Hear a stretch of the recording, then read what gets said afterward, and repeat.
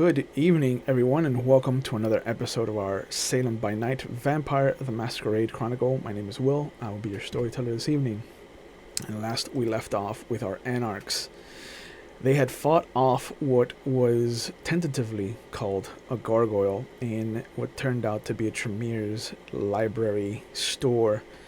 They also discovered a Nosferatu that had been hiding out in the office named Tulip, who tried to introduce herself and was summarily ignored. But they did discover that there was vicissitude used in the creation of this gargoyle. We had a little time out for a vampire lore lesson for the player of Mustang. Tulip revealed that she was part of a network and that she's in charge of the north side, since it used to be someone named Mickey's.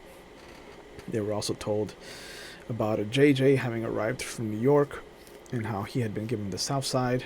And they learned that Elysium is held in the theater in the historic downtown Salem every last Friday of the month. Excuse me.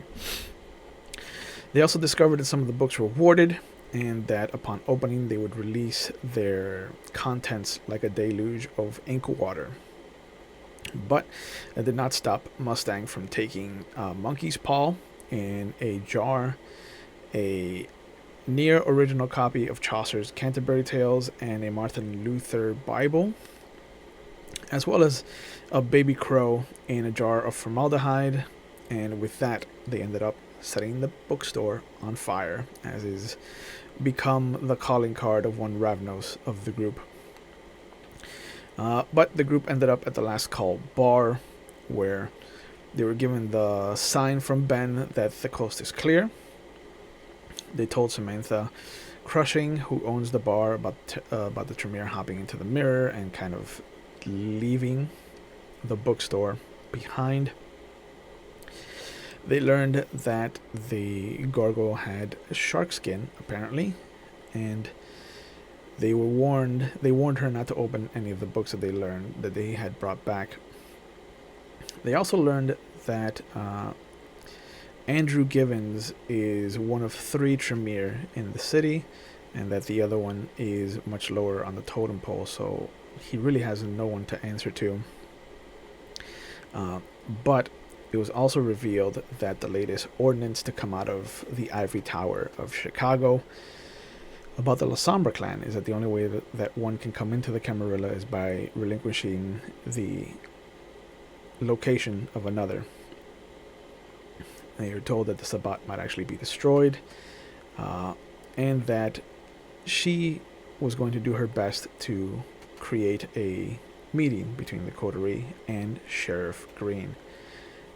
At the same time, Mustang made a call to an old associate of hers named Saif Najjar, who is making his way out to Salem, and that it would take him about 8 days to do so.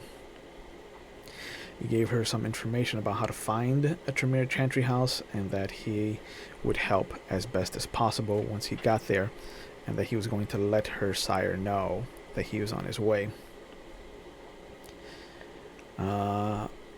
And I think we left off with Andreas kind of going his own way for the morning, and Mustang and Erickson staying in the safe room over the day period. And this is where we'll meet our 2 players tonight, as Mustang will not be joining us because life happens.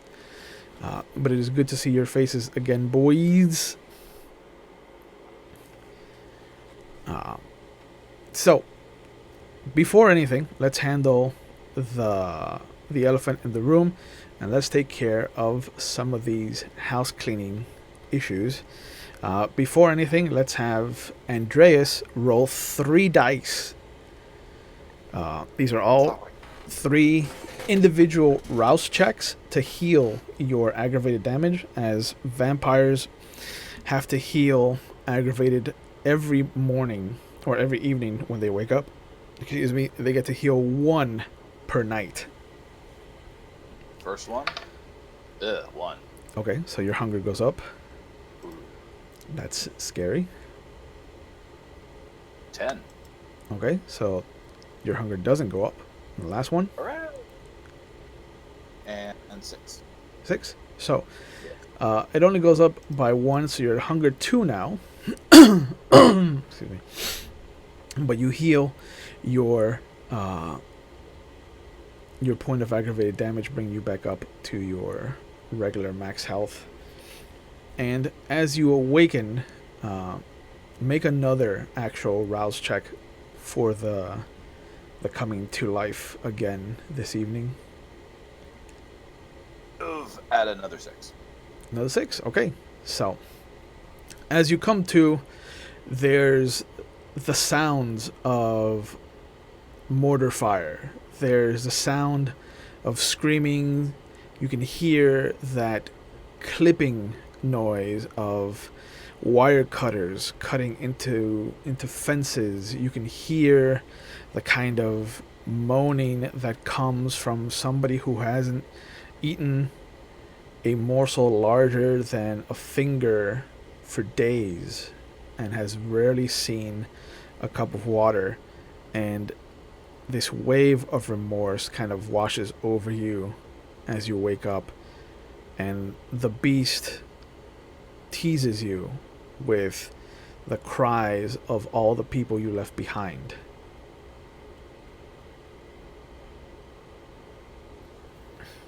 But as always, you come to in the darkness of the hidey hole in your moving van.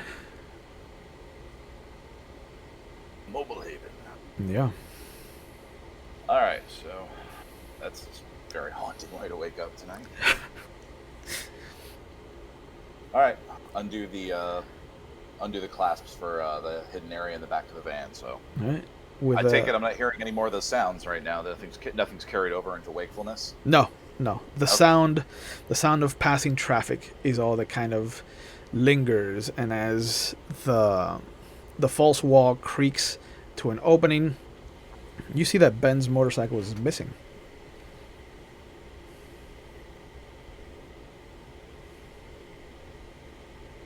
He's gonna miss us. He's actually getting my own retainer is gonna miss the sunset. Okay. Well, head up. Is anybody else around? No. As you kind of squeeze out, open the doors and check your watch, it is about 9 o'clock in the evening. Slept in. And it looks like you're in a campground. Okay. And kind of coming out, pulling your motorcycle out, and then kind of closing everything back up. You can see a couple of people in what looks to be one of those old Winnebagos. An older gentleman comes over with a piece of paper, and he's like, your friend left this for you. Said that you had one hell of a bender last night. Was hoping you'd wake up sooner than later. Yeah. He always leaves me in the moving truck too. It's the worst. Thank you, sir. Yeah. That's a nice bike you got there. Thank you. Yeah. It's a way of life. Yeah. I wish. And he kind of throws a thumb over his shoulder and he points at the Winnebago, and you can hear children.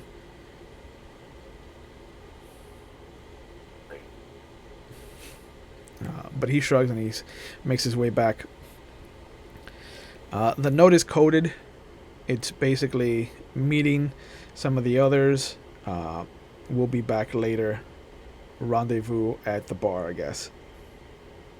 Okay, so he's getting in contact with some of our other guys. Well, Yeah. We did say we need weapons. Yeah. Excellent. All right. Well, 9 o'clock in the evening, man. What time does the sun set around here normally? Tonight, it had set around 8:38, 8:40. Okay, not as bad. Yeah. It goes, man. That's not as bad as I thought. Okay. Yeah. You're actually waking up around 9:30, almost 10. Okay, so nothing suspicious tonight. No. All right. Well, no matter where we head, I'm going to need my weapons, so whichever ones I'm carrying with me, if it's down to like a pistol and Well, the shotgun and the shotgun and the motorcycle. Yeah, yeah. All one barrel of it. Okay. The shotgun has been bent back into shape.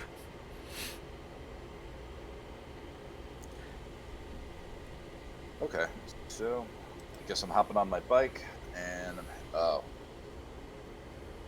don't even know where in the city I am. He said it's a campground. Yep. Yep. Okay. So I'm gonna have to figure out where I am too. But okay. Make sure everything's locked up on the moving van. Got my supplies with me, and I'm headed out. Okay. Where are you gonna go?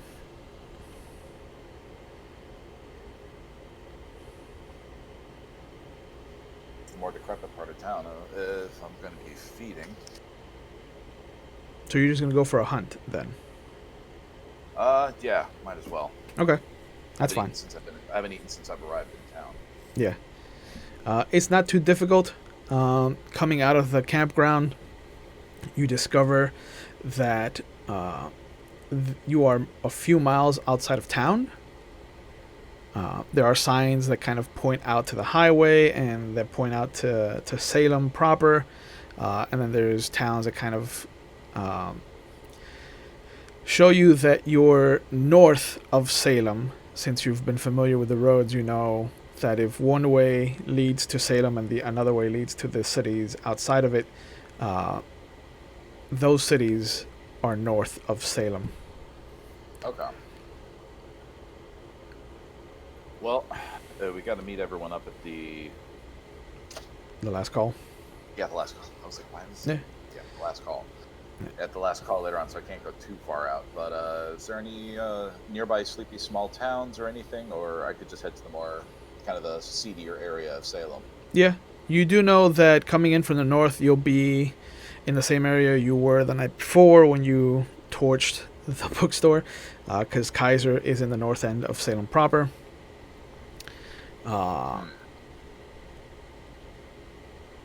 Okay, no, continue. But otherwise, you can go through Kaiser over to the east side of Salem.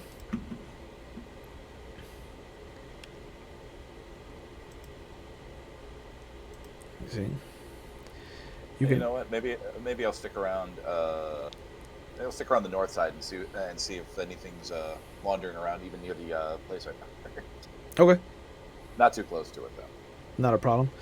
Are you looking to kill, or are you looking to just kind of sate yourself?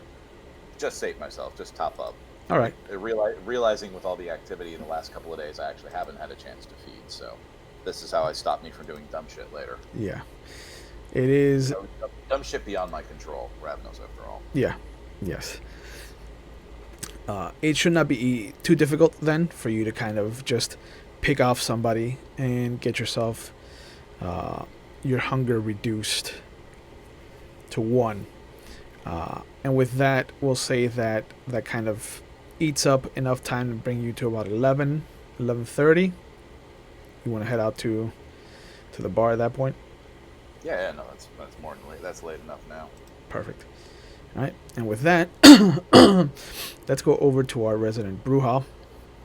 And as you wake up, you notice that you're not in your master's haven, and that you are on a cot, and that Mustang is on a cot at the far end of the room.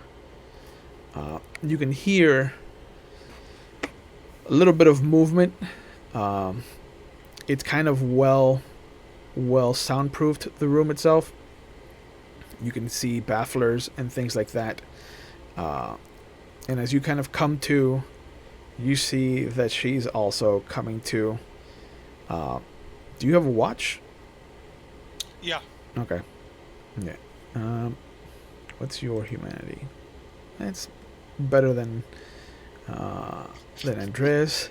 So you wake up closer to 9. What's Mustangs? Let's see if she'd already be awake. Yeah, she would already be awake. So actually, when you wake up, you don't see Mustang. Okay. But you do see that there looks like one cot was pushed off to the far end of the room There's a total of 6 currently in the room. Well, real quick. Yeah. Considering I know Sam and I know the Last Call bar, Yeah.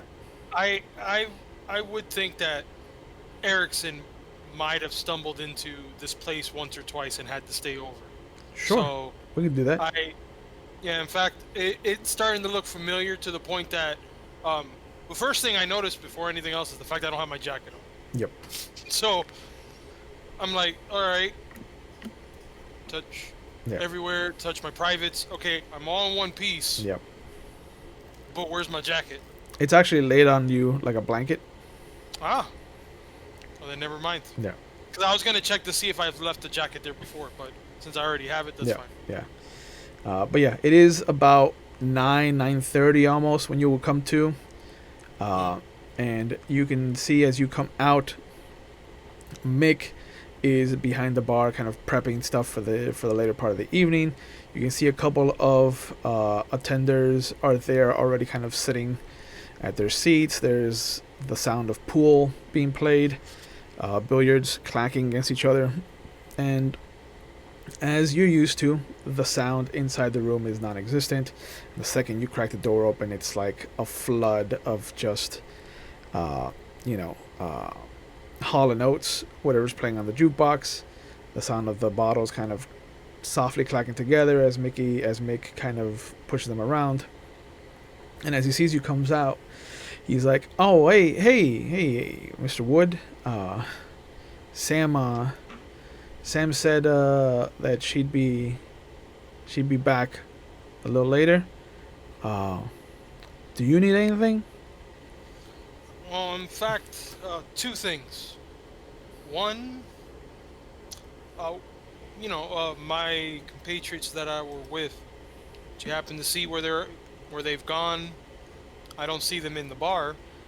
Oh, no, I know that the he kind of leans in closer. He's like, "I know that the quiet girl, she left just after sunset.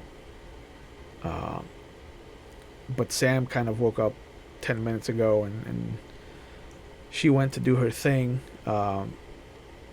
She did ask me to remind you that there's no hunting in the premises." Oh, she knows me so well. Okay, fine. That was my second question, Yeah. which was already answered. Yeah. What about the burly biker dude that we were with? She said, and I quote, and he kind of leans in close because some of the other bikers are there. He's like, she said he fucked off somewhere else. Okay. And I'm sitting there contemplating, going, all right, the last thing I remember was standing in front of a door in a bookstore. And now I'm here at the bar, and my two partners are nowhere to be found. Yeah. So As you're contemplating that, you can actually see in the corner above the pool table the kind of large TV that's showing the news has the bar, the kind of north strip mall area that you were in with the bookstore, and you can see that it's been burnt to the ground. I look at it and I go, yeah, that seems about right. What did I miss?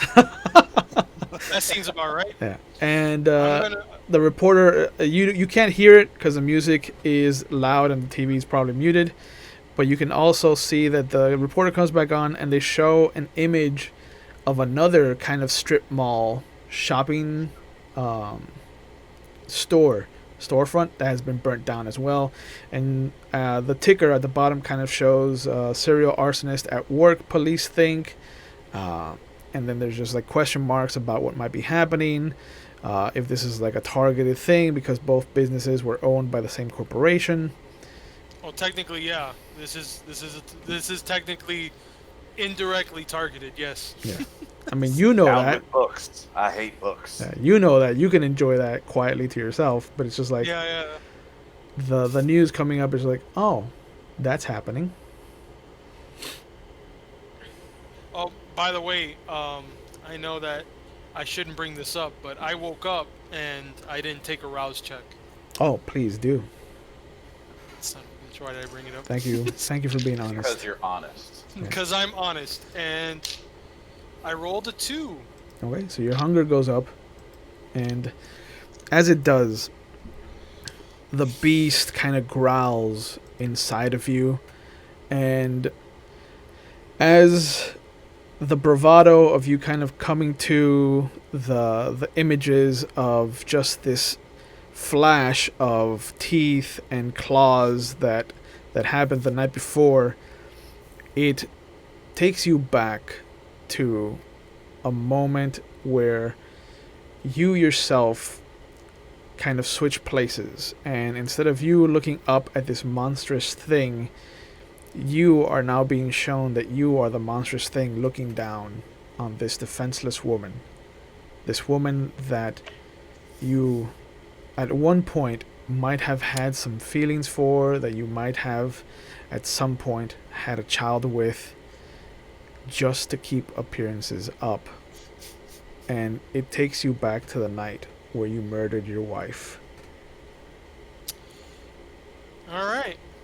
Thanks, brain. But it reminds you of the sweet, sweet blood and of the image of Elizabeth kind of standing over you, and just that idea that even though from now on you will always be alone, that you are a hunter first and foremost, and that there is always a bigger fish. And while I'm feeling that, I start scanning the bar. Yeah. This is at nighttime, right? Yeah, it's 9:30 and 9:45 at this point. 9:45.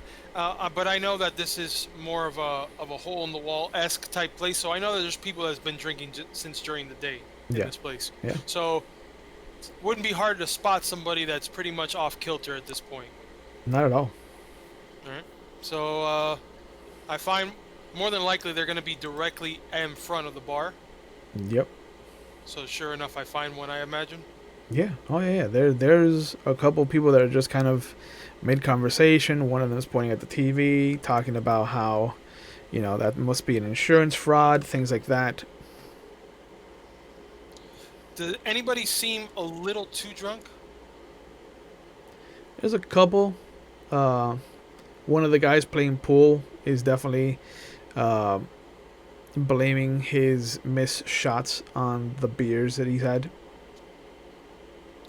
And you can see what looks to be about maybe 4 or 5 beer bottles. One of them is still being worked on the little high top next to the pool table. Not a biker, right? No, not a biker. Good man. Okay. It's just, I gotta ask. They might. I'm not even there, but it might end badly for you. Yeah. So, but is he playing with other bikers? No, the biker. There's only 2 bikers, and they're both at a table. One of them is a little older. You haven't met Ben, so you wouldn't know what he looks like. But Nope. one of them is a little older. A little bit of a 5 o'clock shadow.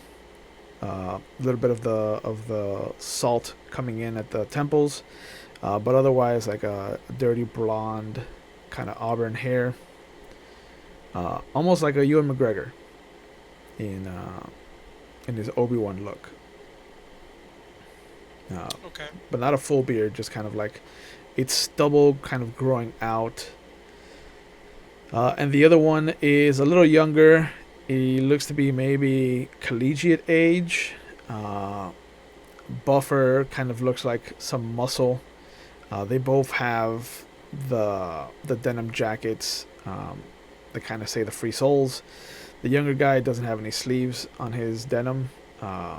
And the older one has his sleeves rolled up. All right. So I know that they're part of the Free Souls. So Yep. I'll remember that. Yep. I'm gonna walk over to the bar. I mean, not to. I'm gonna walk over to the bar and just have the bartender give me 2 more. 2 more rounds. 2 more rounds of what that guy over there is drinking, pointing at the guy at the pool table. Okay. He pops open two beer bottles. He's like, you want me to put this on your tab or?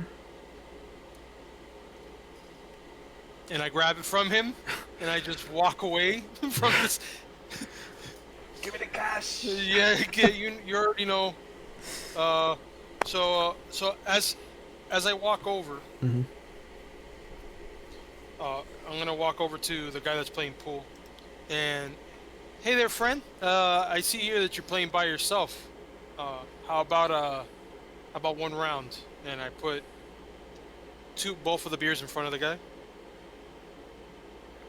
He looks at you. He's like, "Oh man, I wish I just lost to myself with these practice shots. So I'm just gonna go home. I've been here since I got laid off. Yeah, I'm not in the right mind for a pool game. Sorry." Oh no worries. By all means, on your way you go. Yeah, and he takes the last, like a big swig from his beer bottle, and he kind of leaves it there on the table. Starts to walk out. And starts to walk out. I wait until he is literally going through the door before I start walking out. Okay. And he's going towards what direction? He's heading north, Mhm. and it looks like he's going to a phone booth at the end of the block. Okay. How is it dimly lit? Is it? Tell me the scenario how that look. Either way, he's getting fucked. So I'm just wanting to find out Yeah, how much this is gonna be bad. the phone booth We can is do this the easy way or the real easy way. Yeah, Yeah. the real easy way. the phone booth is just off of the corner, so it's maybe like a good 20 feet from the corner. It is not a full booth; it's a half booth. About 15 feet from it, there is an alley between two of the shops. That looks to be a small alley, maybe 6-7 feet wide at the most. It just kind of looks like a little access hallway to kind of get to the back of each of these businesses. But he goes over. You see him put in a quarter. And with that, I want to come up right there behind him, and I'm gonna go ahead and use awe real quick as I speak with this man. Okay. Fuck him up in Superman's dressing room. That's ballsy. And that's a presence ability. Yeah, that's all. I have that at level 1. Yeah. This is manipulation and presence. Yeah, so it adds your presence to any skill roll involving persuasion or performance and charisma-based rolls. Okay, so you're going to be getting a bonus of 2 dice. How are you approaching him? As he's putting in the coin, I just want to let him know. Look, man, as a former state senator, I know how it is to be downtrodden and down on your luck, and you were going through the same thing that I went through when I pretty much lost everything. So, how about I just give you a ride? My car's right around the corner over here. Okay. So let's have you roll charisma and persuasion. So that's 3 and 4 plus 2. 1. It's 4 plus 2 is 6. And make sure that 3 of those are Our hunger dice. I get you. No problem. Yeah, that old chestnut. That old chestnut. All right, so I have all 3 hunger dice are 10s. Oh shit. Yeah, and 4 and 2 5s. Okay. You are gonna need a car wash service. Yeah. Not even. So when you crit on hunger dice, you get what's called A messy crit. a messy critical. And so as you start to chat with him, you start to kind of pull up the the latent magical ability and the entrancement of your vampiric nature. And as your monologue mentally is about kind of helping him out and about how you've experienced the downtroddenness of his life yourself, what ends up coming out is much more seductive. And it's not even a sexual thing. It's just like, hey, you hear the actual undertones that you wanted to insist in your speech come through, and what was your speech has now become an undertone itself. And the voice that you hear just says, hey, I know what it's like to be in your shoes. I have some money I can give you, and I can set you up with some people I knew back when I was a senator. Come with me, and I'll set you up with this brand new life. And before you know it, you've already reached out and kind of put your hand on his shoulder, and before anything else, you can hear the clavicle kind of breaking as the potence surges into your fingertips, and you pull him into the alley. And as you come to back into the driver's seat, there is the warm kind of sensation of blood in your gullet, kind of squeezing down from your throat into your stomach. Would you like to stop feeding or push? Let me ask you this. Yeah. With the current feeding that I have, it satiates how many points so far? Only one? Only one. Brings me from... What am I at? Now I'm at 3. You're at 2 hunger now. I'm at 2, but I would be at 2 with this. Yeah. You know what? Let's keep that. I want to use my level 2, which is a lingering kiss. And I can use that during feeding. Sure. Pretty much that. I want to go ahead and use that. And as I let go and I, Well, you know... make a willpower roll. Yeah! Before you say you let go. No problem. Is that all? So it's 2 hunger and 1 regular? No, there's no hunger in a willpower roll. Okay. Thankfully. Yeah. 2 6s and a 2. Okay. As you start to think about kind of giving him a lingering sensation of what you do to people, kind of starting to think about maybe it would behoove you to maybe create a herd of reliable sources of blood. The beast inside of you is not compliant in any way, shape, or form. And as you kind of bring your hands up to push, the beast grips harder, and you can hear more bones in this man's body start to break. And through the moans of ecstasy, because of what the kiss does to mortals, there's also the groans of how painful this actually is to him.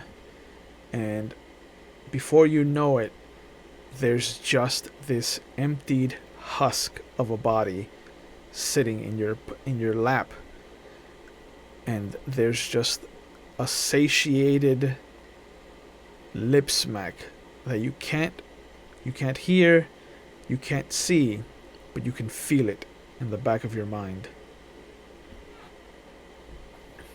And This didn't go as planned. And just like a very happy kind of predator, you can feel that inner wolf kind of plop down, its two front paws kind of stretched out in front of it as it kind of puts its heavy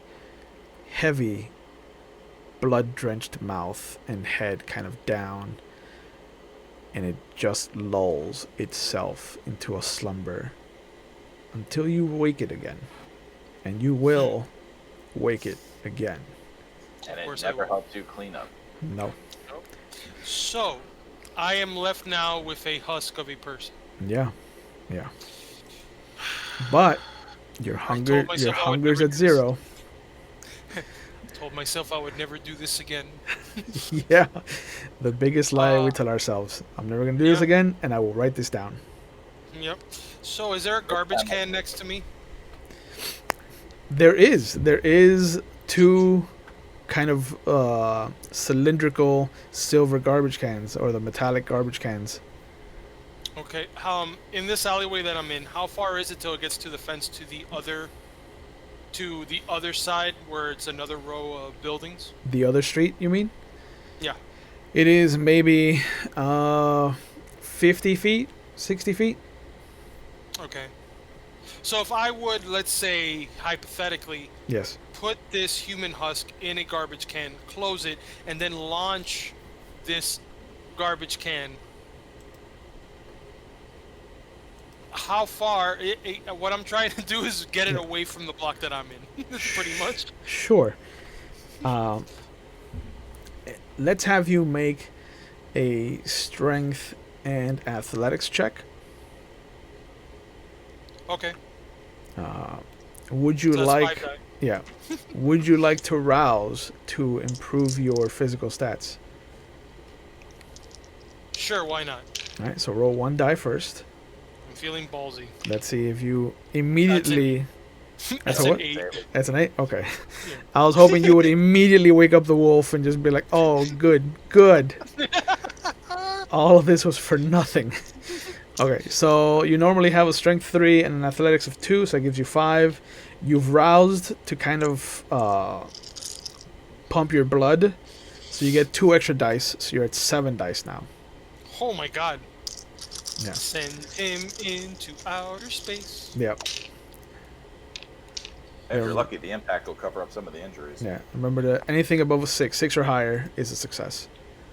Okay, so that's 5 successes, 2 failures, no ones. Okay. So you hurriedly stuff him into this garbage can, tossing out the previous kind of space, the things that were taking up space inside of it, which smell of Chinese food. You go running to the end of this alley, and as you do, almost like an Olympic style javelin toss, you launch this cylindrical coffin now across this 3-lane street, clear from one alley to another, and you can hear the heavy hit of this garbage can as it impacts a heavy dumpster, and it sends some cats and some rats kind of skittering out in every direction. What I figured. Yeah. So as it's launching, I'm just Yep. looking to see, and when it lands, as I walk backwards out from the alley, going back into the Yeah. alley, I just The kick is And- good. so I walk back into the bar. Yep. Well, as I walk back into the bar, I'm trying to cover up with my jacket that I'm wearing any blood that's on me, which of course there is. Yep. So Yep. want to button up as much of that, and so button it up completely. Yep. Wipe myself with the inside bottom of my jacket on my face. Yeah. Try to take off as much blood as there is. And walk back into the last call. Okay. And I walk up to the 2 gentlemen that are the lost souls. Yep. And I look over at the bartender. 2. Right here. He comes from around from behind the bar, goes over to the high top, where you had left the 2 beers that you had given to the guy that you just hunted, and he brings them over and puts them in front of them. And he's like, there's no sense in. And he just I kind of shake my walks head away. I shake my head at him. Yeah. I say, gentlemen, two beers from myself. My name is Erickson Wood. I believe you know a compatriot of mine that I just recently met by the name of Andreas. The older one looks to the younger one, and he kind of motions, like he does that very kind of not subtle scram kid. And the guy takes his bottle, nods, and goes over and sits at the bar. And the older guy, kind of looks over at you. He's like, I think I know who you're talking about. What do you need with him? Well, I don't know if you were here or not. Apparently, somehow, I traveled from one place and was brought to this bar, and I came with two of my companions, and one of them is very silent, seldom words. She's not here, Hmm. and the other is a gentleman by the name of Andreas. So, and I look up back at the TV to see if they're still talking about the arson. No, it's a new thing about the whole what the city's planning to do for Memorial Day. Okay. And I just want to thank him any way that I can, because I imagine he's probably a reason why I'm still here in this bar. You see that he reaches into his jeans pocket, and you see him pull out an actual like old pocket watch, and you can see that there's a chain, like a fob chain, kind of attached to one of his rungs, his belt rungs, and he pops it open. And he's like, I mean, you should be making his way over here as soon as you can. I left him a note as such. Oh, I'm glad to hear it. And then I pat him on the shoulder. I go, thank you for that, sir. He as you're about to leave, he kind of puts his hand on. He's like, Mr. Wood, if I may, that gentleman you spoke to at the billiards table, is he all right? And you notice that there's no real concern for the man. He's asking in a very veiled way, whether or not you are what he thinks you are. Well, and then I lean in closer and I say, let's just say, wait, hold a sec. Dang, because I might mess this up because of the year. But I go, 1984. 1984. Wait, give me. Dang, I should have brought this up. Let's just say, might as well call him Rocket Man because he's just been launched. I mean, yeah, Subtle. I think the record came out in the late 70s, right? The Elton John record. I believe so. I believe so. I think that's one of the older ones. I mean, I'm a state senator. I don't listen to music much. Yeah, sure.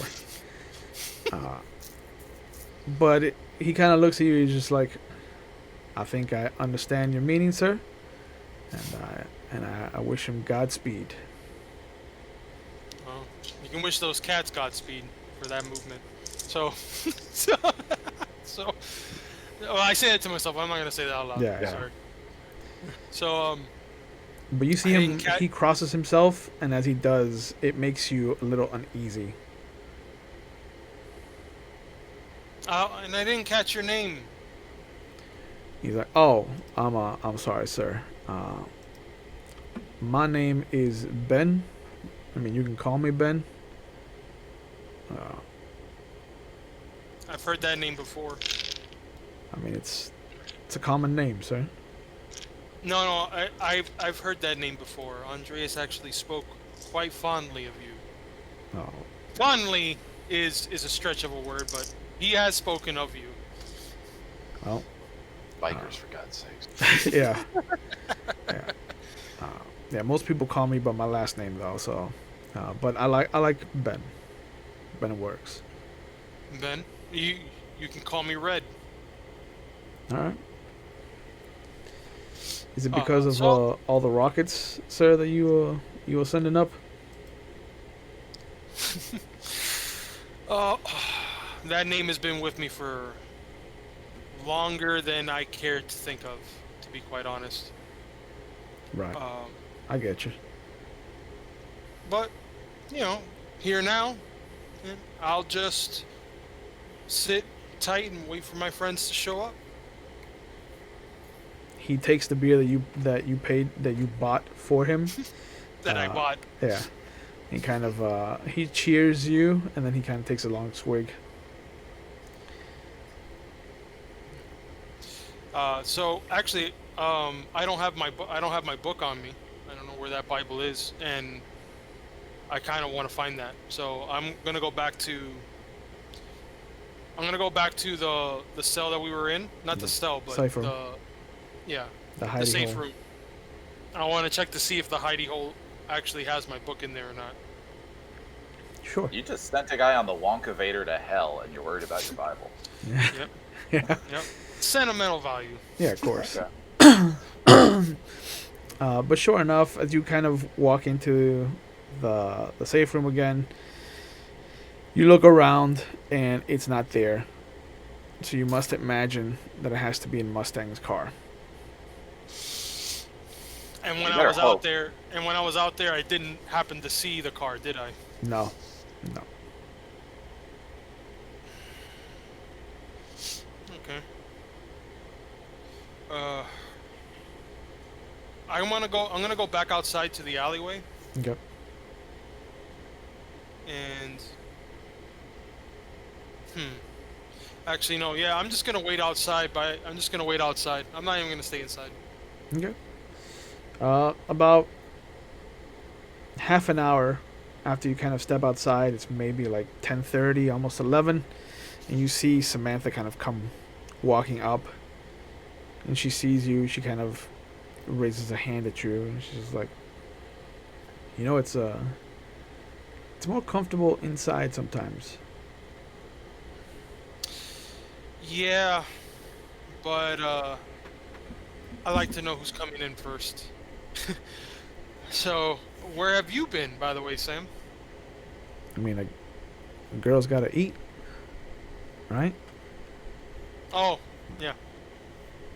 I know. By the way, don't drive on the other block. There's trash cans all over the place. They're filled with God knows what. Oh yeah, no, I saw the police already there. Who knows what happened? Yeah, I almost ran it over with these cats. Anyway, so, um, She goes, have you by any chance? you gonna stay I'm out sorry? here? You gonna stay out here? Cause I'm gonna go inside like a civilized person and wait for the sheriff. Oh, the sheriff's coming. Yeah, I mean that's what you guys wanted. I seem to have no memory of last night. So if you can just help fill in those pieces for me. Sure. And she starts to climb up the steps. She's like, I don't have all the pieces, but what I can tell you, and she kind of goes inside. She I'll follow motions. her. She motions to the bar back. And she's like, she looks around. She looks at the tall, skinny black kid. And she's just like, "Good job, Mick. Everybody has a drink, and nobody's burnt down my place. Looks like I can leave you alone more often." And he kind of throws his hand towel over one of his shoulders, and he's just like, "Yes, ma'am." She shakes her head, and she kind of leads you back into her office. She sits down at her desk, and she motions for you to kind of take any of the seats that are there. You can either sit at the couch or one of the two chairs that are set up in front of her desk. I'll sit up in front of her desk. Yeah. Okay. And she's like, "So, your friends, tall, dark, and silent, and the one with a penchant for setting places on fire, they brought this," and she pulls out a box that has a severed head in it. It's bald, very little patches of hair, It's got what looks to be these long bat-like kind of pointed ears. The rows of teeth, almost like a shark. The mouth is protruded outward. It looks like something unnatural. Does that jolt any memory of seeing this gargle No, reach out? No? not at all. Nothing. It does kind of for a moment.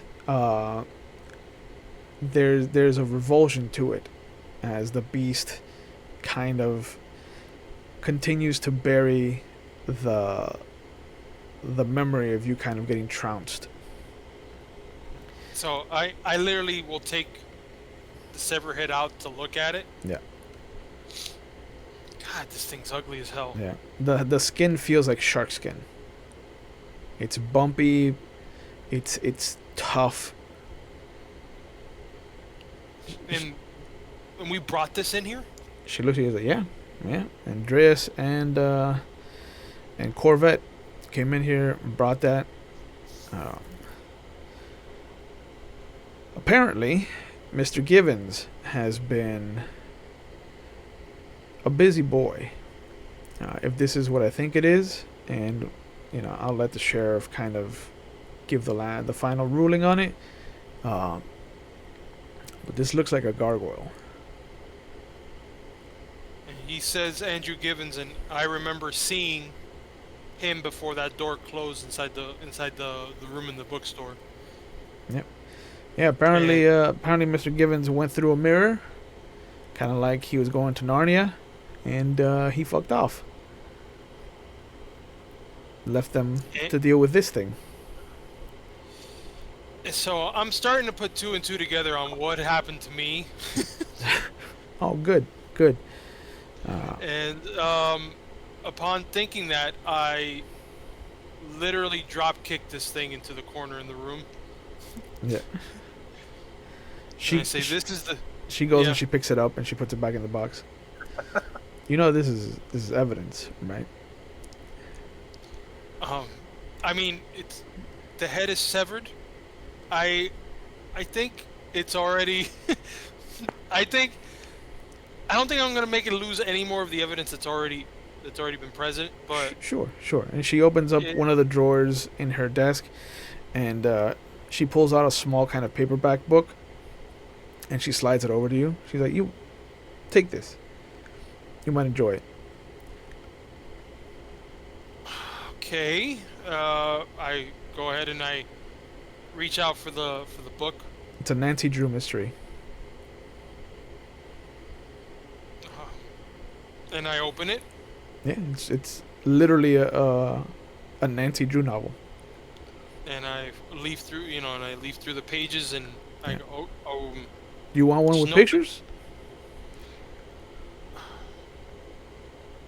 I mean, and I grab the book and I close it, and I'm like, "Thanks, Sam. This is not the strangest thing you've given me, but this is close." Yeah.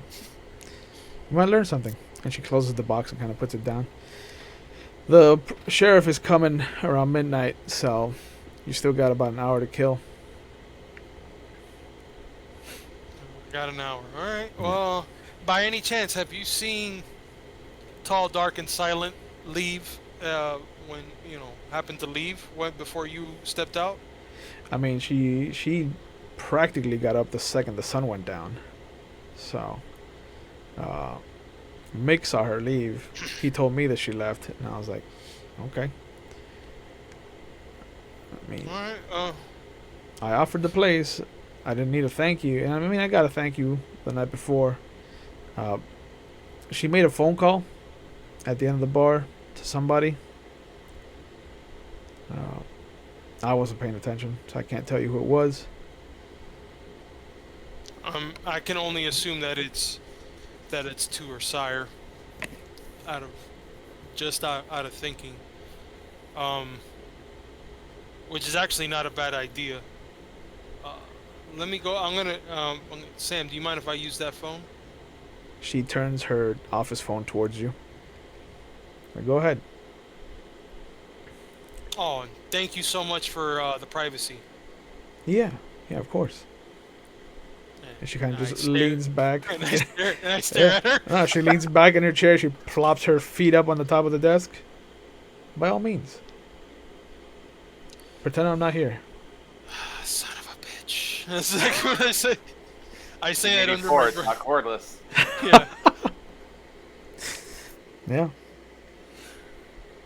So I pick up the phone. Yep.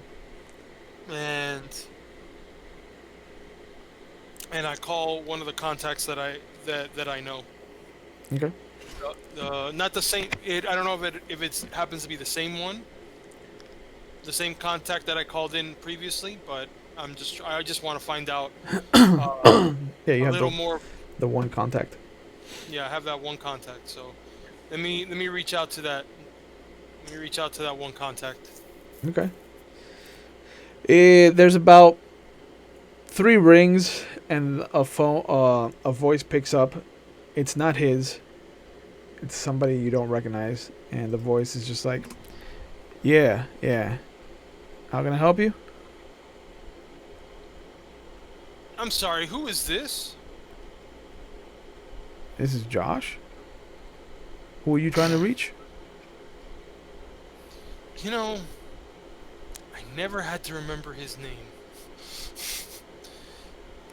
I don't remember his name. Let me see if I wrote it down. But you can hear the voice. There's a sound of like the hand coming up over the receiver. You can hear the muffled kind of exchange of a conversation, and then you hear your contact's voice come over the phone. Mr. Wood? Okay, you know that during this time I'm gonna call you. Who is this Josh guy? I mean, he's my cousin. He's helping out. All right, look, you obviously know about the fire that happened last night, right? Yeah, it's all over the news. All right. Do you know anything more than just what you hear in the news?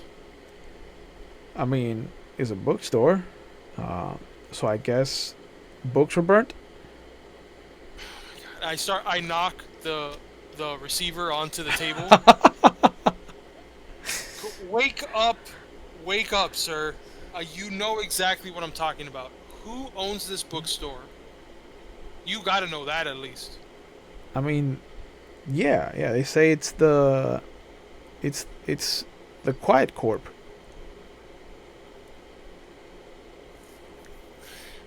And they happen to not have any witnesses at all about what happened in that bookstore.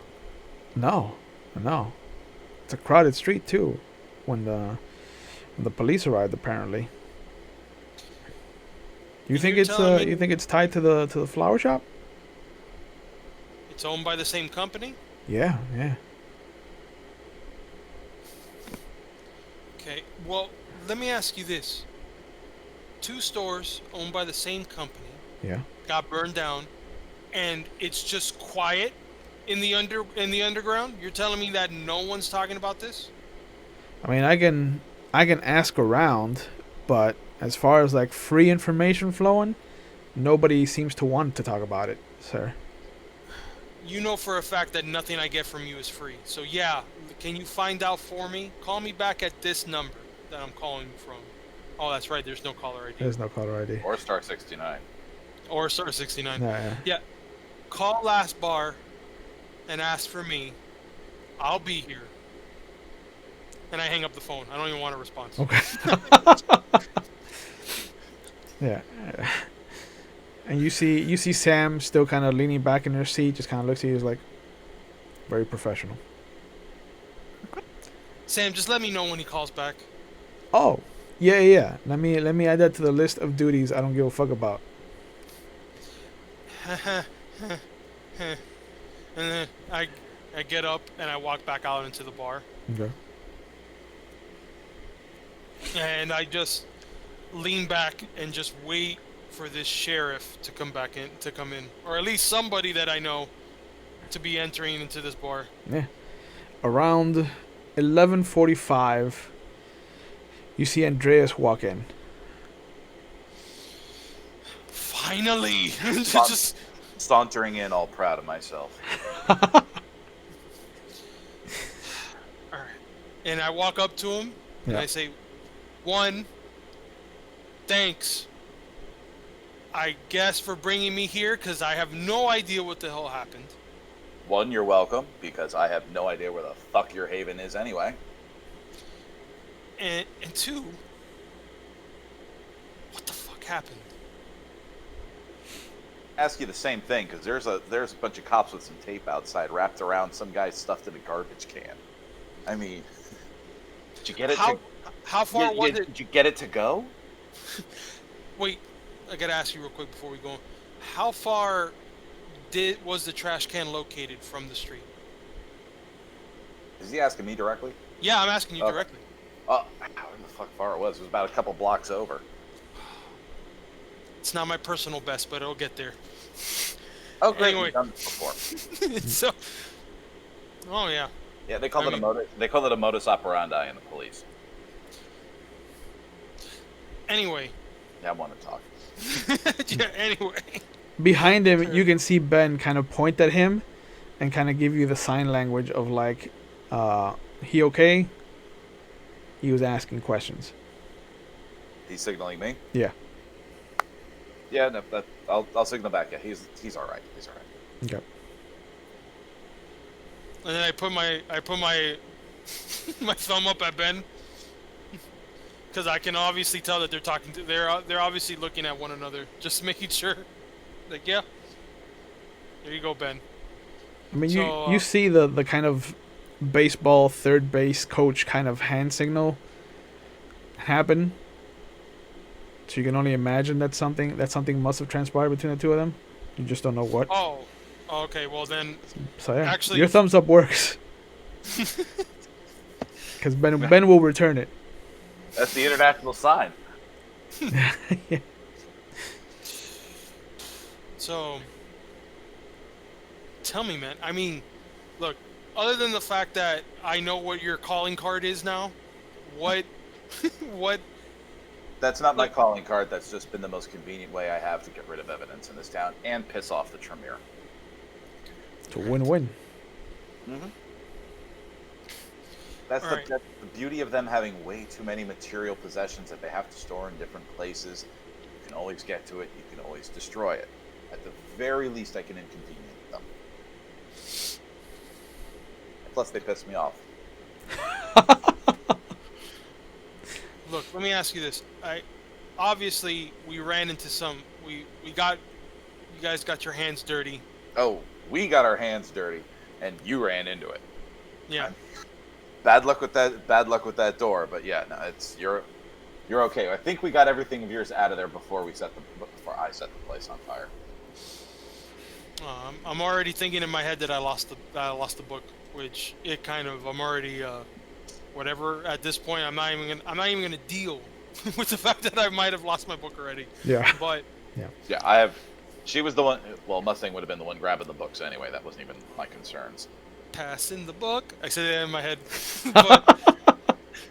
but No. That's not speaking in character. That's yeah. I I get you. Yeah.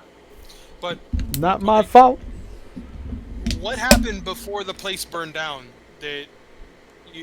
Something must have happened. And then I thought... Well, I found out that thing can take a shotgun blast at point blank range, and about jack shit happened.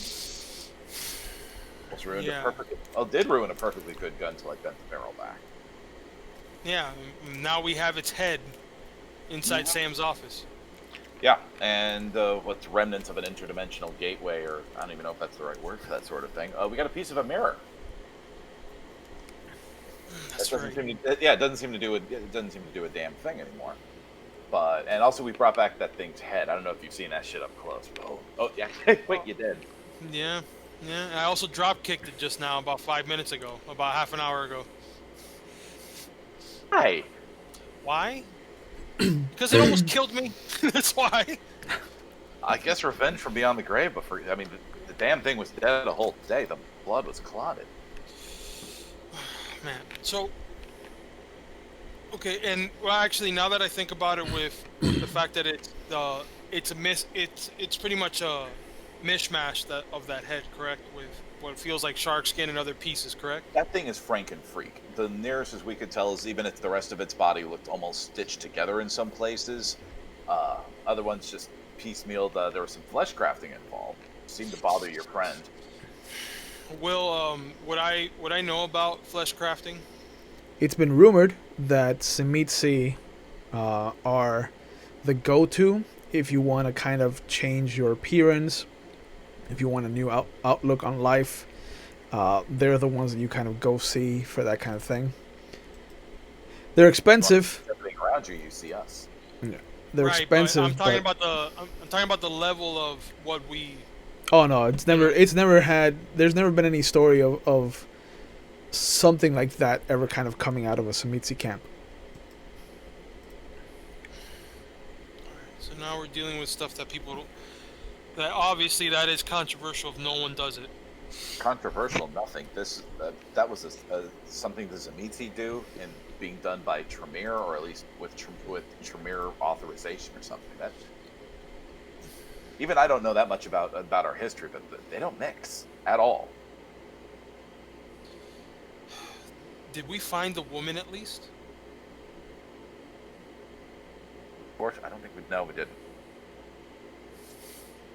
Greta, right? Yeah, Gretel. Yeah, Gretel.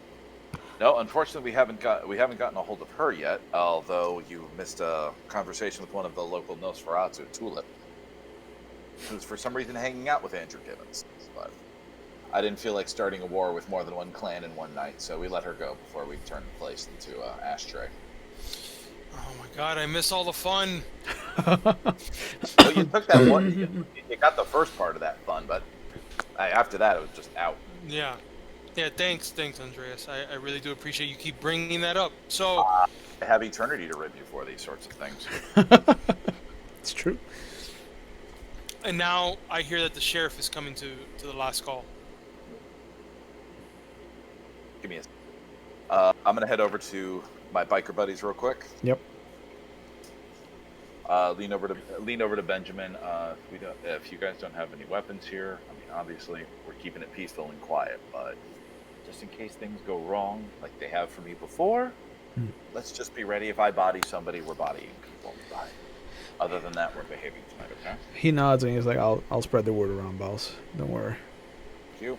We don't need to be here in force either. Just make sure the boys are aware. Sure. You got it. And he immediately does kind of like down the rest of his beer, and he starts kind of like going up to the to like now at this point there's as he's starting to go off, grab him by the sleeve or the arm actually. Yeah. He doesn't have the sleeves on. Signaling over or gesturing over towards Erickson. Just it's exactly what you think. So he nods. But yeah, you see him go over to like the half dozen individually, and he kind of like leans over.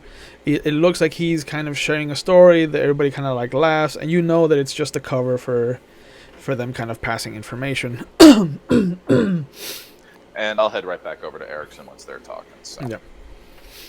I see all of this happening, Yeah. and obviously he walks away from me to tell his group. So I take it this is not.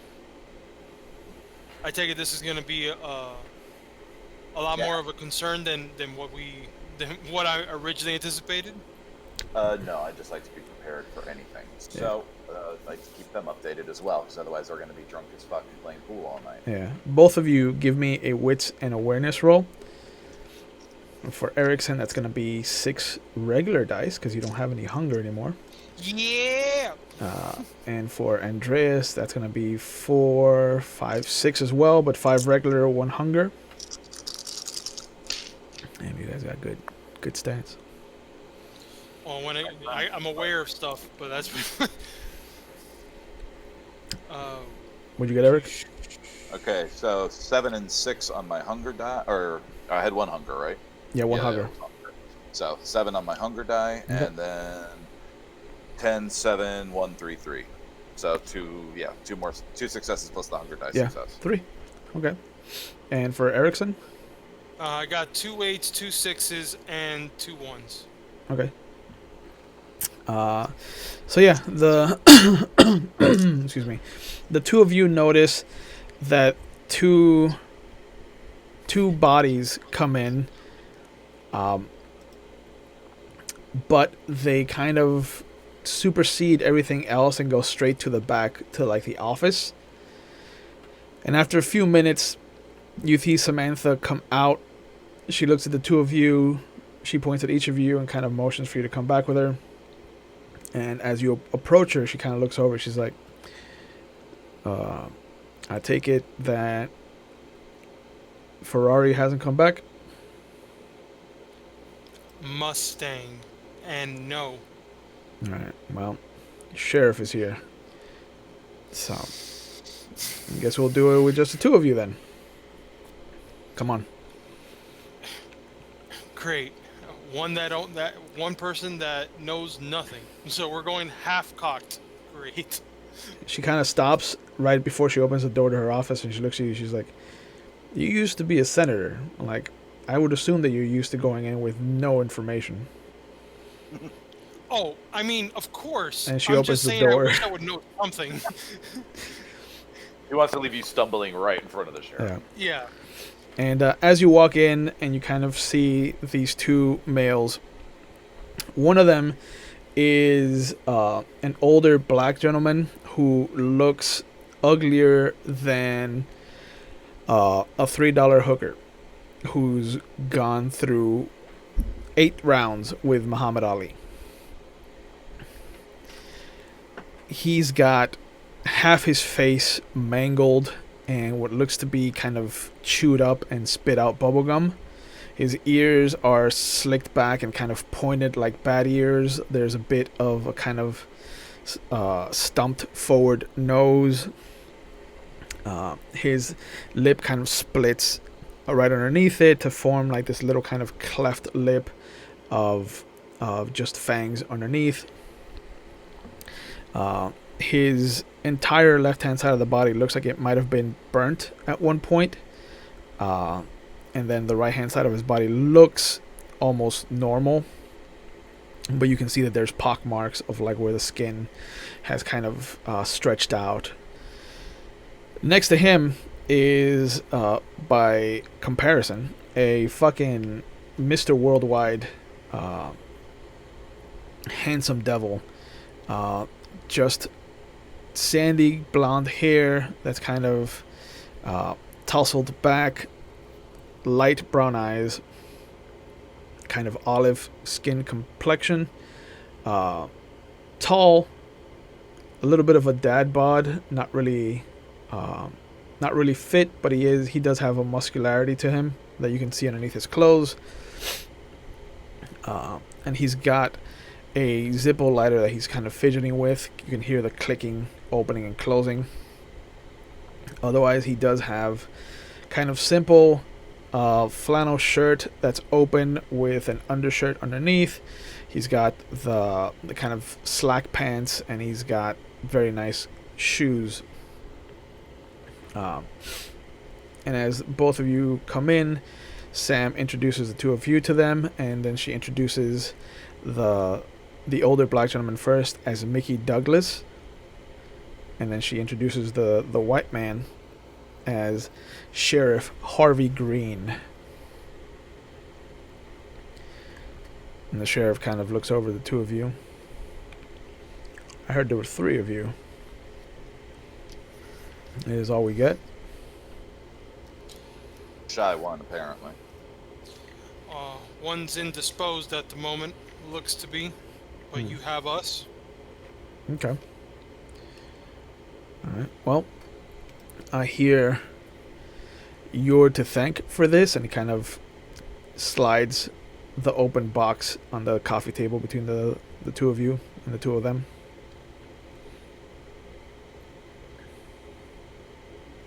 I look at that head that I just recently kicked. Yeah. Yeah. Yeah, there's a foot shape kind of dent in the skull.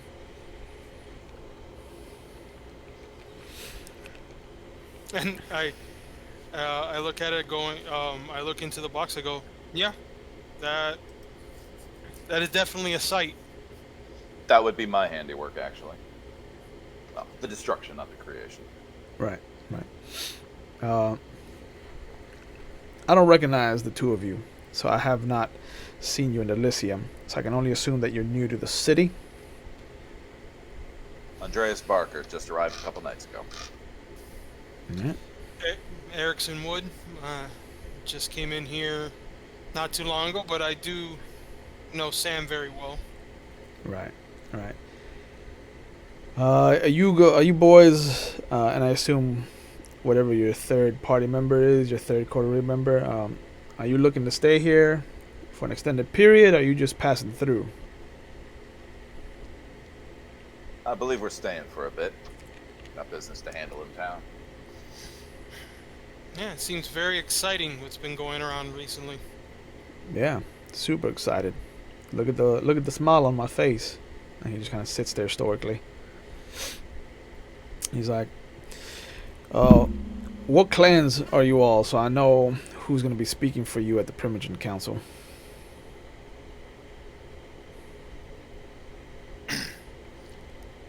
Brujah. Alright, well, yeah, we got one of those. That would be Ravnos. Fuck. Alright, I mean, we don't have a representative for you, so I hope you don't mind that you don't have anyone. Yeah. You won't have anyone helping. Too much reason to have someone speak for us, so I'll be just fine. Sure. And do you know the clan of your associate? Come to think of it, no, I don't. Erickson? I would actually know. I would, going back to the fact that my head seer is Nikolai. I would know because I happened to meet, because I know that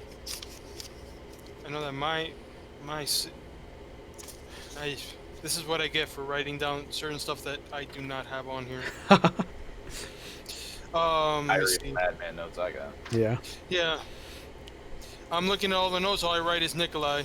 Yeah. Sire of Mustang, but that's all I got. Yep. I'm just gonna channel back. I'm just gonna try to see if I can recall it without having to look at my notes. Okay. Make an intelligence and let's do intelligence and awareness. See if you can recall it. So that's 5 die. Go ahead and do that. Yep.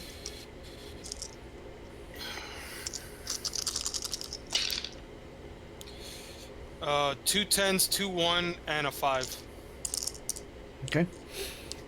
You remember your sire at one point telling you that Old Man Barlow was a Semitsi, but not a regular Semitsi. Like, he was an old world Semitsi. Like, he hates flesh crafters.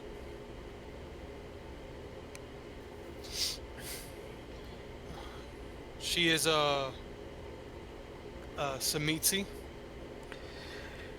You see him sit back against the desk, and he's like, "Fuck."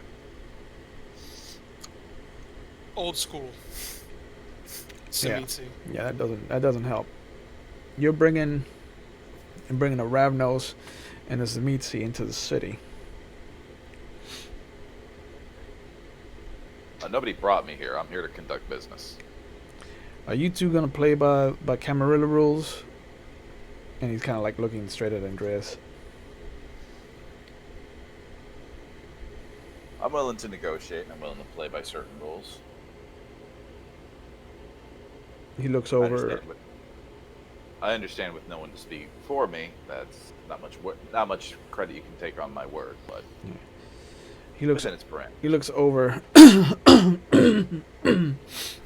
Excuse me, at Erickson. He's just like, "And what camp are you in? Are you siding with Theo Bell?" Oh man. I just nod my head. He's like, he looks at you for a moment. He's like, again, because I don't think you've been told who that is, but are you siding with Theo Bell? And behind him, Sam's kind of shaking her head no.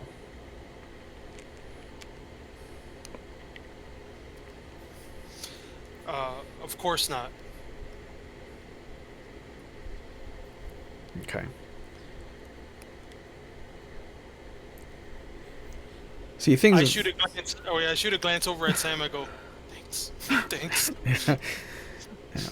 He's like, the things have changed recently, and I don't know if you might have been on the road when things happened. You might have been in transit to wherever you plan on going, but things have changed in the structure of things.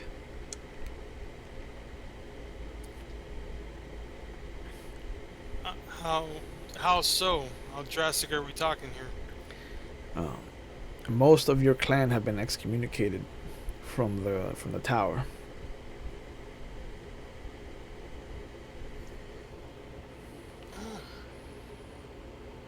Okay. Yeah. When you attempt to take the life of one of the shining examples of what it is to be a member of the Camarilla, you tend to rub some people the wrong way. And so most people didn't like that Mr. Bell took it upon himself to try to rid Chicago of their long-standing prince. Well, I'll let you know right now.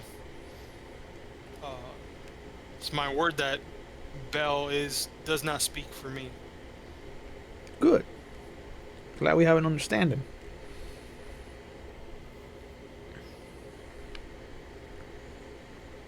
Sit back in my chair. Yeah. There's a Sweat blood. there's a tense moment there as nobody speaks, and you see kind of Sam give a very Now, silent sigh. Is my character aware at all of the goings on of with Theo Bell and everything? Because obviously we're kind of outside of Camarilla politics, but Yeah.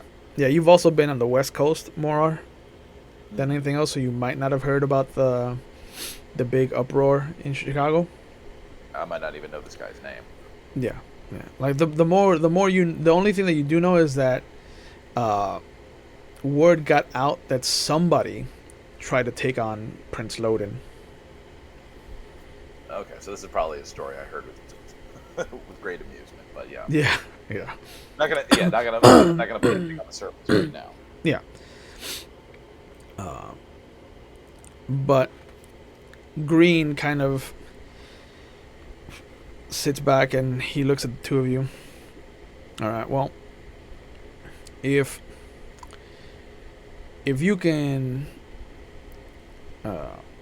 as the kids say, keep it in your pants while you're in the city and kind of play by the rules, I'm willing to vouch for you at the Elysium coming up when you introduce yourselves to Prince Birmingham. Well, I appreciate that very much. I thank you for that. Yeah. I will need some more proof than just a severed head that could have been easily flesh crafted to look the way it does to kind of pin Mr. Givens to this monstrosity. Is that something that interests your coterie?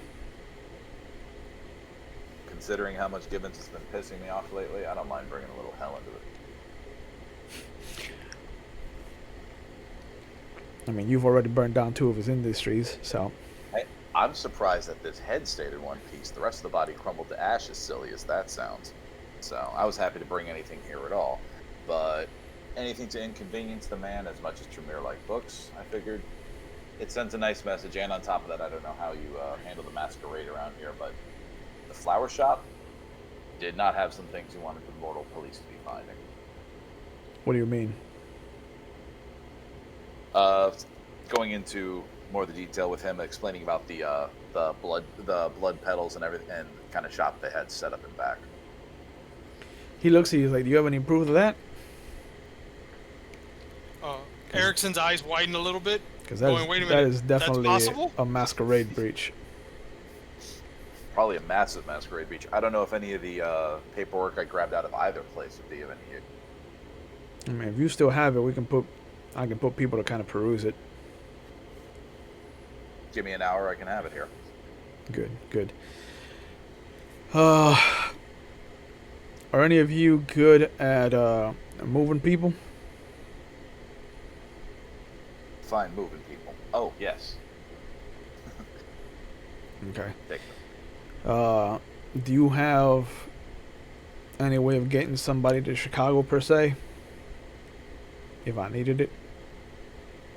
If need be, we run that business on a fairly regular basis.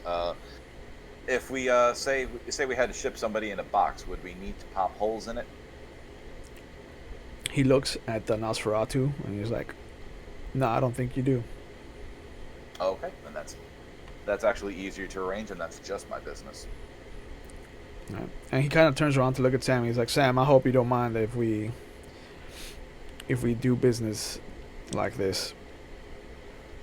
And she's like, "No, please. I mean, I am a provider, apparently." And under my breath, just not of privacy. Well, you go invent a cordless phone. Yeah, for real. But the sheriff kind of looks over and she's like, "All right, I need my friend Mickey here to find his way back to Chicago safely." Okay, back to Chicago. We got people looking for him? Unfortunately, Mickey here, he was in the presence of one of his fellow clanmates in the north end of town recently when they witnessed something that kind of has troubled our prince and the rest of the Primogen. And by association, that troubles the fuck out of me, because I'm the one that has to deal with it when time comes. But apparently, a fuckface called Grant Reynolds is in town. Either of you recognize the name? Yeah, actually, I do. I'm trying to recognize the name myself. Was that something in the letters, the dossiers that we had in the car? It is not. I get a little lower and more almost conspiratorial with this guy. I'm like, I thought the Sabbat weren't anywhere in the country. Yeah, that's what we thought too. But there's a goddamn Templar in the city, and according to what Mickey and Tulip saw, this motherfucker made a meal of one Eloise Hook. Eloise Hook, who's she?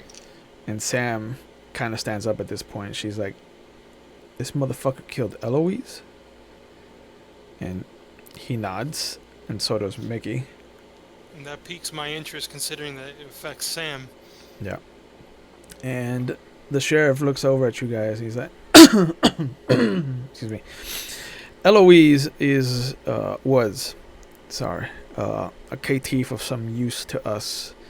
She was one of the few clanless that had been allowed to kind of continue living in the city.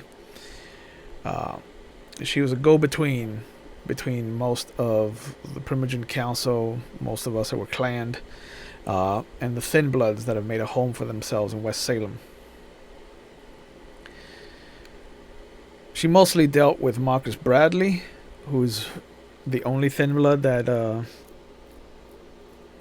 Uh, Prince Birmingham has allowed to live in Salem proper. And so, with the two of them, we kind of had a network of what to do and how to split out jobs and whatnot with the Thin Bloods trying to prove themselves.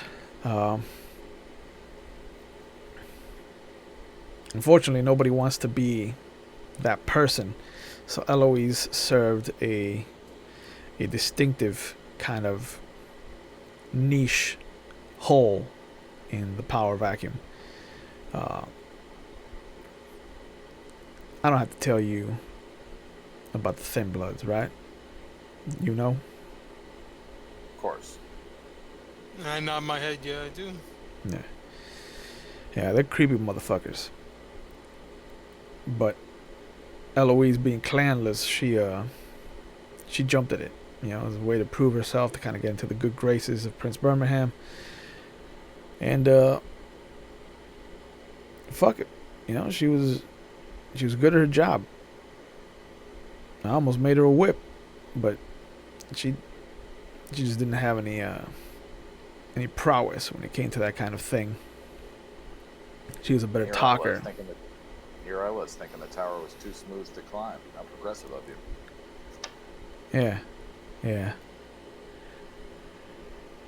But the prince has appointed Antoine Malcolm Davies to kind of take up the reins of that little thing. And, you know, of course she would promote one of the roses from her little secret garden of sycophants. Shit, in at least 6 months.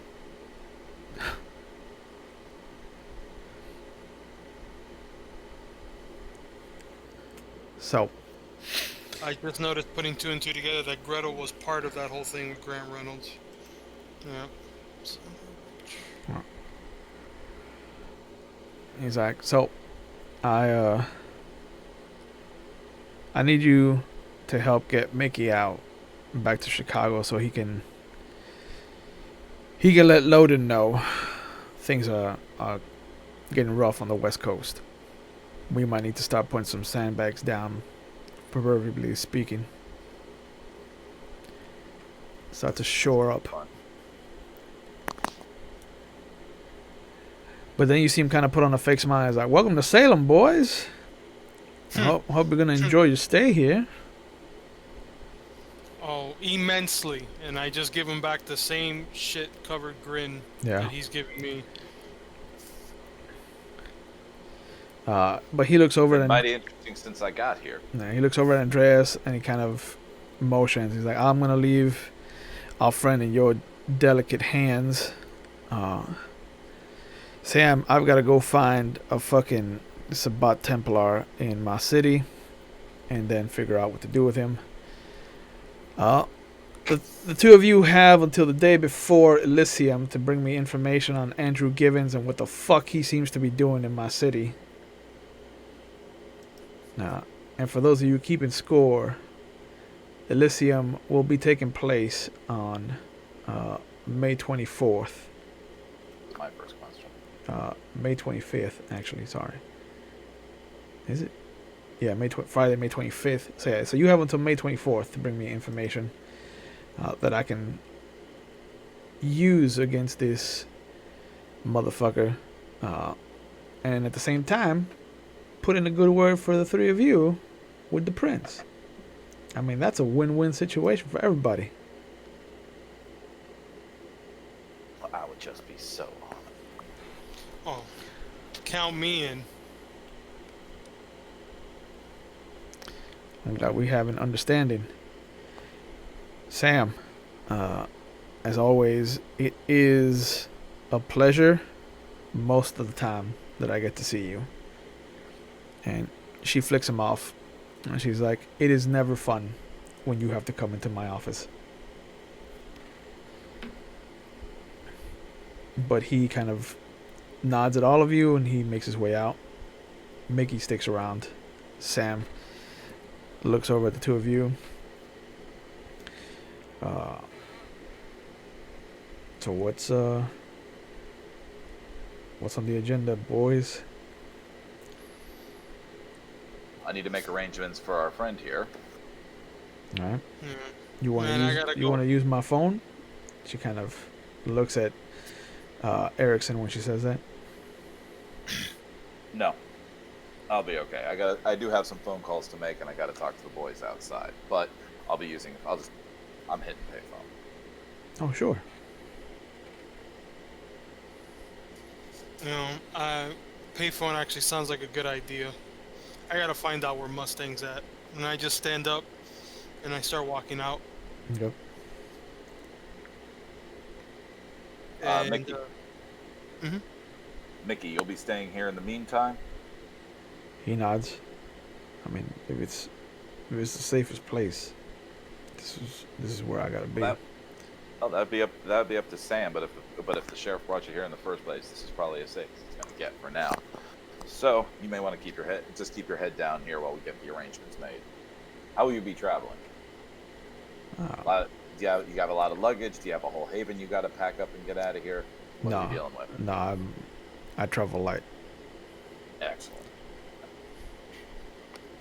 I have places that I can call on when I'm in Chicago. I just gotta get there. It sounds like my type of fun. So let's get this arranged.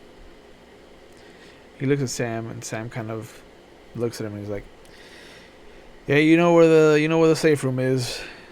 Make yourself at home, Mick." And he quietly thanks her, and he makes his way out. I'll see you get something sent your way for the assistance, Sam. We appreciate it. Oh, thanks. Right, nice of you. Business is business. Yep. As this is happening, I want to go to the payphone, but I'm not calling Mustang. Okay. I'm actually calling my sire. Oh. Oh man. Yeah. Calling Elizabeth. Mm-hmm. She picks up. Hello? Liz, it's Oh. Red. Red. How can I help you? This is I don't know if you hear this. I just wanted to give you an update. Two things. Hmm. One, Grant Reynolds is in the area. Are you fucking with me? I wish I was, but I'm kind of still half delirious and euphoric from my last feed, so no. You notice there's a quiet moment.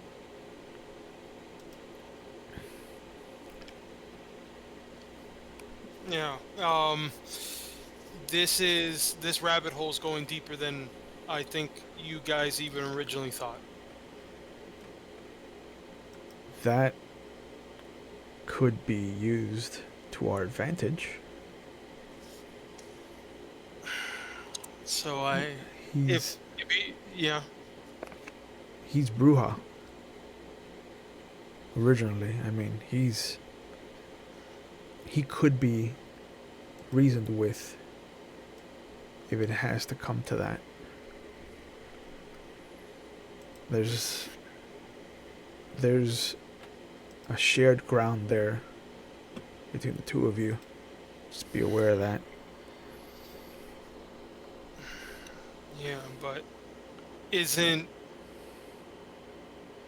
doesn't seem that Reynolds is kind of type that wants to you know I don't know if this is going to be the type of a meetup that you think is going to happen between me and Reynolds if that ever does come to pass. Oh. I'm not suggesting that you go and have a fucking picnic with him.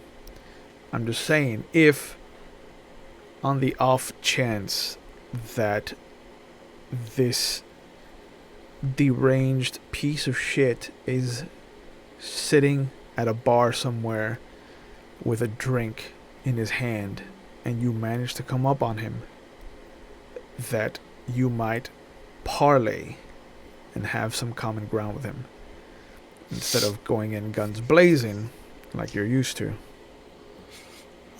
Oh, you know me too well, Liz. I guess that's why I'm with Mustang, so it's not as much of a shooting from the hip as I usually am. No. Uh, the other piece of business you might want to know is Mickey might be going to Chicago. The mouse? I believe. Well, it's. Uh, I just saw him here with the sheriff. What do you mean you saw him with the sheriff? It looks like they're gonna try to smuggle Mickey out and move him to Chicago. Mickey I don't, leaving the city puts them in a relatively weak position information wise. Who's replacing him? I don't know that yet. I just know that they're really, really, lack of a better word, scared that Reynolds is fucking shit up here in this town. Well, yeah, Grant Reynolds is a fucking monster. He's a hurricane. So that's all I know so far. But this is, I have a feeling that everything's going to be coming back down to Reynolds.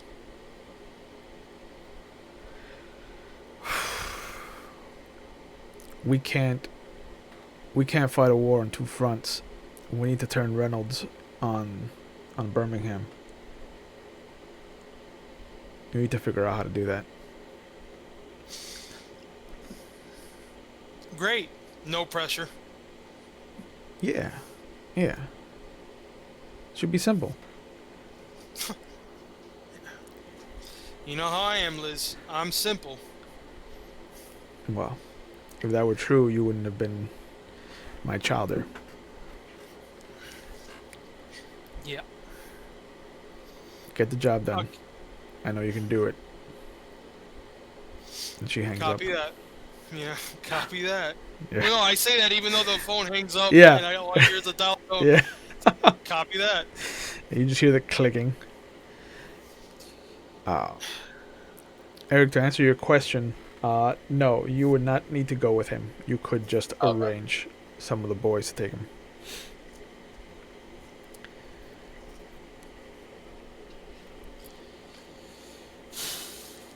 Yeah, what do you do once Mickey kind of goes into the safe house and once Erickson kind of leaves the office to go make his phone call? Well, I'm head back over to my bikers for a second. I'm gonna talk to Benjamin. Yeah. Let him know that we actually have another courier job to do. Okay.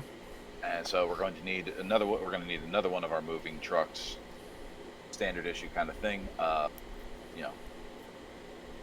Individual headed to Chicago. We need to make whatever security arrangements we have. Give him maybe a small compliment of the free souls with him on his travels. Actually, give him like a dozen. He's that important? He's important enough that he can tip a few balances. So, a couple of our veterans, maybe one or two that I've fed in the past, but. Is he gonna need? And you see him kind of like take two fingers and kind of slap his wrist.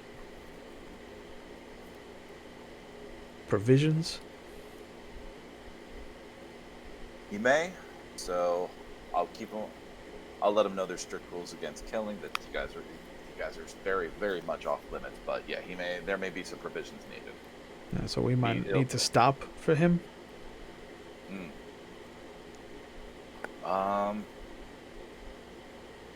That I'm gonna have to clear up with him. But assume you're not going to, because we're gonna want to stop as little as possible.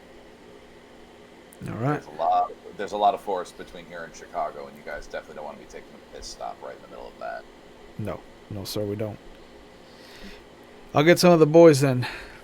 Get a... Damn. We might not have another moving van. We might have a camper. Camper will do. Anything that looks like it's a proper road trip car. So, All right. we just have to keep him stashed. He's one of the ugly ones, so he'll be wanting to keep himself hidden anyway. Gotcha. All right. I'll tell some of the boys that they're not going to be needing their bikes on this. Yeah, I should have them ready in a couple hours. All right. And you see him go to the payphone. And I'll probably be heading to one of the other payphones because I still need to get in contact about the getting some more weaponry in the town. Yeah, you see that as you go over. Erickson kind of hangs up the phone that he's using, and he frees up the second of the two payphones in the corner. Sliding by him. Excuse me. All yours, good sir. I look around a little bit confused as to where the good sir could be referring to. But Yeah. Pull out some quarters and make my call. Okay. And sure enough, you make your phone calls. Ben makes his phone calls. It is now at this point about 1:30. You have about 4 hours before the sun comes up. Yeah. Oh, I have to go get the paperwork for the sheriff. The stuff I pulled from both the flower shop and the bookshop. Okay. Is that one of the phone calls you make? Because that could be. Yeah. Just cover that. Let's just cover that with the phone call. With one of the phone calls I made to get it brought over. Sure. So you'll leave that with Sam. Mm-hmm. So yeah. So you have the rest of the night. Otherwise, we can jump ahead. Assuming that you're going to be spending the time up until May 24th looking for things to implicate Andrew Givens, or are you focusing on still trying to find Gretel Meyer? Let's. No, go ahead. I'd rather focus on. Well, I mean, personally, I'd rather be focusing on Greta, but because that's on a more personal level. But we got to find the evidence about. We got to find some of the evidence about Andrew. So. Okay. Yeah. I want to take it as this is more of a priority, especially now after my phone call. I kind of want to get closer into this, so I need to with the connects that I have, and also try to see. I mean, at some point, hopefully, Mustang shows up with something. Yeah. Yeah. But as the two of you kind of wrap up for the evening, getting as much as you can done here, you will take your leave of each other, as there's nothing really to do together, and we will take some much needed kind of interlude time between today's date and May 24th, when you're supposed to meet up with the sheriff again. And so we will hop to that on the next episode. I'd like to thank everyone for joining us tonight. Please remember to take care of each other, to take care of yourselves, wear your masks, keep your distance. Please get vaccinated because we're still not out of the woods yet. And I am putting some hotlines in the chat, as mental health is an important part of our own general health. So please, if you feel like you need to get any kind of help, please do. If you just need to reach out to a friend or family member, please do. There should be no stigma about mental health issues. And if you are a friend or family member of somebody that is usually a strong personality, please reach out to them, because you never know what fights somebody is fighting, and a simple hello or how are you today goes a long way and can change somebody's trajectory. So please feel, if you feel the need to reach out, please do. Just know that there's no stigma about it, and there shouldn't be with mental health. And I will see you guys on Wednesday for our Legend of the Five Rings game, or I will see you on Friday for our Star Wars game. And if I don't, I will most probably see you next Monday for our Camarilla chapter of our Vampire the Masquerade Salem by Night. So please, please have a good night, and I'll see you when I see you.